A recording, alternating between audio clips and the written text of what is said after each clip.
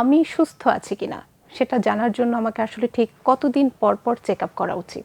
দেখেন, আমাদের আসলে একটা সময় আমাদের কিন্তু ছিল যে আমাদের ইনফেকশাস ডিজিজ ছিল। আমাদের একটা সময় আমাদের চ্যালেঞ্জ হিসেবে আমরা নিতাম, যেমন tuberculosis, chicken pox, small pox, বিভিন্ন রোগ ছিল যেগুলো আমরা প্রিভেনশন নিয়ে কথা বলতাম।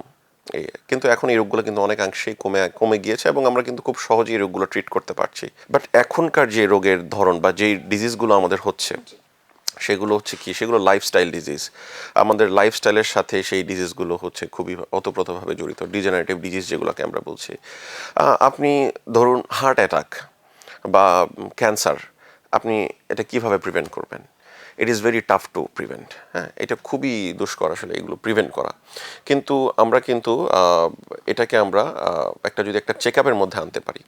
যেমন ধরুন এই সময়ে বাংলাদেশে আমি যখন কথা বলছি আপনার সাথে, কিছু মানুষ হয়তো বা হার্ট অ্যাটাকে আক্রান্ত হচ্ছে, কিছু মানুষ হয়তো তারা আজকে প্রথম জানলো যে তারা তাদের terminal cancer, end stage cancer যেটাকে বলে, তারা এই মানুষগুলো যদি 1 বছর আগে যদি কিছু পরীক্ষা নিরীক্ষা, হার্ট অ্যাটাকের পেশেন্টের যদি কিছু পরীক্ষা নিরীক্ষা, কিছু ইমেজিং যদি আমরা তাদের ক্ষেত্রে করতাম, তাহলে কিন্তু সে জেনে যেত তার হার্ট ব্লকেজগুলো কোথায় আছে এবং সেই অনুযায়ী তাই কিন্তু আমরা খুব ভালো একটা চিকিৎসা দিয়ে তার হার্ট অ্যাটাকটাকে আমরা প্রিভেন্ট করতে পারতাম। কিন্তু আজকে যে ধরেন এন্ড স্টেজ ক্যান্সার যিনি আজকে ডায়াগনোস হয়েছেন, সে যদি 1 বছর আগে কিছু পরীক্ষা নিরীক্ষা উনি করতেন, তাহলে কিন্তু আমরা আসলে তার সেই তখন যে রোগটা আমরা ধরতাম সেটা হচ্ছে আর্লি স্টেজ ক্যান্সার।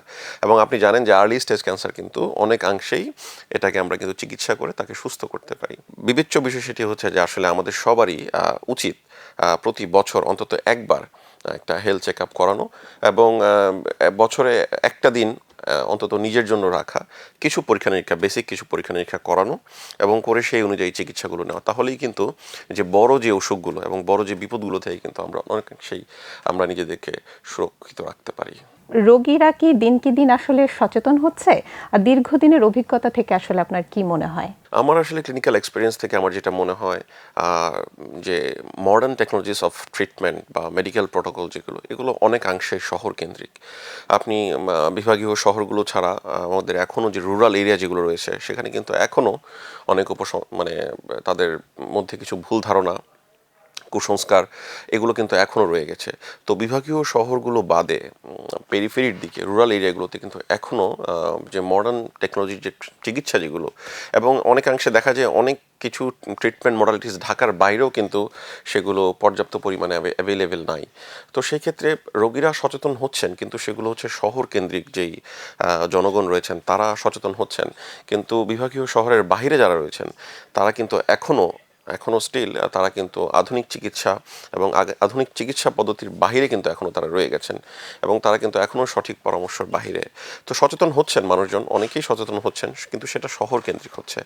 রুরাল এরিয়াতে এখনও আমাদের সেই সচেতনতা ছড়িয়ে পড়তে এখনও আমরা দিতে পারিনি আমাদের হেলথ সেক্টরে।